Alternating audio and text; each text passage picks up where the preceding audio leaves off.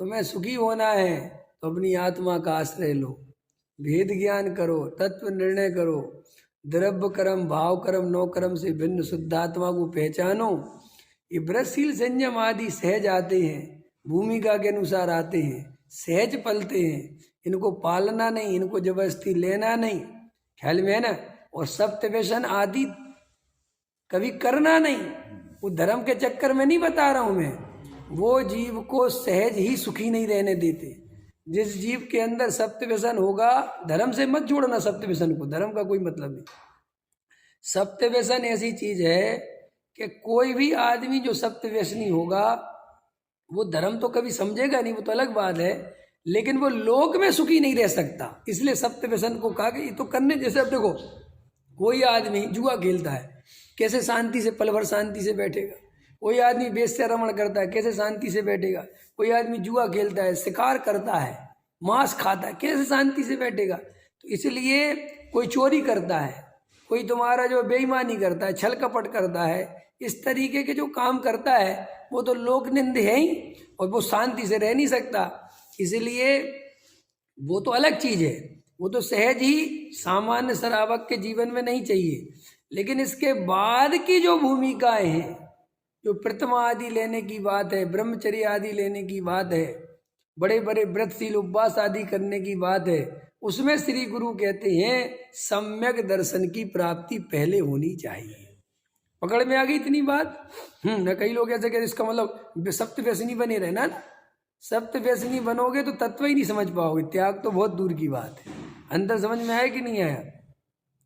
तो क्या कहते, देखो प्रतिज्ञा हो गया, पीड़ा से दुखी हुआ रोगी की भांति काल गवाता है। क्या गवाता है?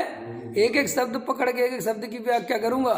रोगी की भांति काल गवा, इसका अर्थ करो जैसे कोई रोगी हो जाए, शरीर में रोग हो जाए तो कैसे काल गवाते हैं। डले हैं, बुखार आ गया, अब कितने बज गए, 12 बज गए, अब कितने बज गए, 3 बज गए, अब कितने बज गए, 7 बज गए, रात हो गई, बहुत तकलीफ है, सुबह कब होगी, डॉक्टर पे कब ले चलोगे, अब आज संडे है, अब शांति से लेटे रहो, हैं, कल चलेंगे डॉक्टर पे। तो रोगी की भांति काल गवाता है। क्या करें, ऐसे उपवास कर लिया, ब्रह्मचारी बन गए, अब दिन भर काट रहे हैं, जनता को देखते फिर कोई बोलने वाला नहीं मिल रहा, अकेले बैठे परेशान हो रहे हैं। अब आजकल तो मोबाइल आ गए ना, तो ब्रह्मचारी थोड़े कमजोर हो रहे हैं, जो नकली ब्रह्मचारी है। असली की बात नहीं करता मैं कभी भी, जो सम्यक दृष्टि ज्ञानी धर्मात्मा ब्रह्मचारी है उनकी बात नहीं, जो मिथ्या दृष्टि ब्रह्मचारी उनकी बात। ख्याल में है ना। तो अब मोबाइल मिल गया है तो टाइम कटने लगा। एक बार तो ऐसी घटना घटी, हमारी धर्म पत्नी के मायके से फोन आया एक बार हमारे पास, बोले आप दिल्ली में हो ना। मैं हाँ दिल्ली में हूँ। बोले एक काम करो यार, वहाँ चले जाओ, जगह का नाम भूल गया, पास में ही है। मैंने कहा अच्छा क्यों, क्या हुआ? बोले वहाँ पे हमारे पिताजी हैं। मैंने कहा अच्छा आपके पिता? बोले आपको नहीं पता हमारे पिताजी महाराज बन गए। हमने हाँ पता है पता, बूढ़े थे। हाँ बन गए, ख्याल में आ गए। तो बोले चले जाओ वहाँ यार, उनके पास कोई ज़्यादा नहीं, उनका टाइम नहीं कटता। कह रहे वो हम लोग फोन करवाते फिरते हैं कि घर से आ जाओ, घर से। हम लोग यार काम में लग गए। अरे मेरे को बड़ी हंसी आई। मेरा गजब का जगत का स्वरूप है, ख्याल में है कि नहीं आया है। अब क्यों आप समझ गए, दुनिया बड़ी खतरनाक है भाई, जाल है में दुनिया बड़ी। ख्याल में बूढ़े बाड़े महाराज हो तो लोग जाते भी नहीं है। जनता को भी अच्छे बढ़िया चाहिए, ऐसे एकदम तेज तर्रार जवान, जिनका नाम ख्याति हो, ऐसी जनता। उनके भी ये लोग जो महाराजों को मारने वाले बड़े हल्ला मचाते हैं, इनमें जबकि भेद खुद करके बैठते हैं।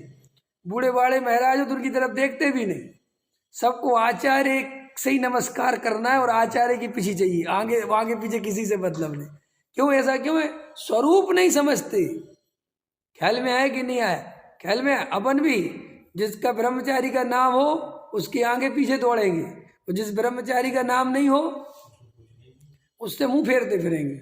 अगर वो बेचारा कह रहा सुनो तो अरविंद जी, बाद में अभी आ रहे। और एक जिस ब्रह्मचारी का नाम है उसके जा रहे, ढोक दे रहे, वो कह रहे आपको काजू किशमिश ला दूं, आपके कमरे पे कुछ ला दूं, हैं वगैरह। ना कुछ नहीं चाहिए, व्यर्थ की बातें करते, वाह देखो कितने अच्छे ब्रह्मचारी थे, देखो जबकि वहाँ 4 लोग रख गए पहले ही से, ख्याल में है ना।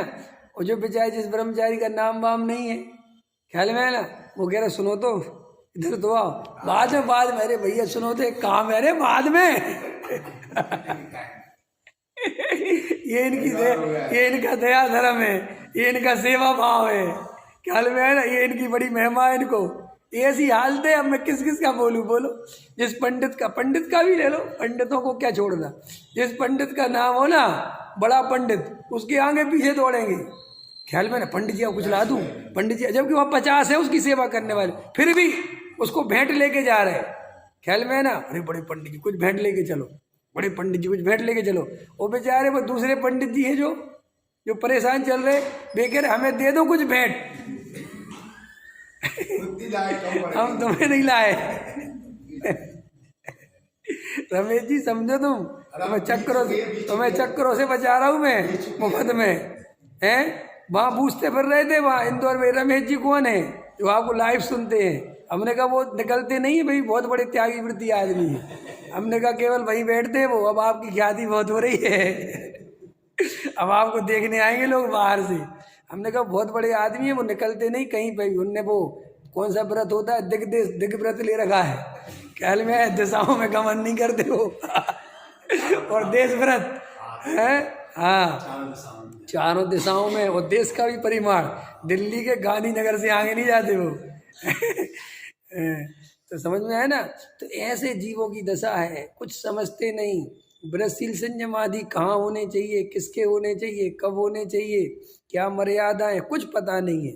बस बड़ी प्रतिज्ञा ले ली और रोगी की भांति काल गवाता है। सुनो, धर्म साधन नहीं करता, और धर्म साधन करेगा, जानता नहीं धर्म का साधन करेगा तो प्रथम ही सदती जाने, देखो साफ साफ लिखा है, प्रथम ही सदती जाने उतनी ही प्रतिज्ञा क्यों ना ले, और उतनी प्रतिज्ञा लो जो तुम्हें सत्ती जाने के भाई ये मेरे बस की है। देखा देखी थोड़ी चलना चाहिए कि 4 आदमी ब्रह्मचारी बनेंगे तो हम भी बन जाएंगे, या 4 आदमियों ने त्याग कर दिया तो हम भी त्याग कर देंगे, ऐसे नहीं होता जैन धर्म। जैन धर्म देखा देखी का धर्म नहीं है। जैन धर्म चढ़ जा बेटा सूली पे भला करे भगवान, इसका नहीं है। जैन धर्म एक वैज्ञानिक दर्शन है। जैसे विज्ञान टू द पॉइंट है, ऐसे जैन दर्शन टू द पॉइंट है।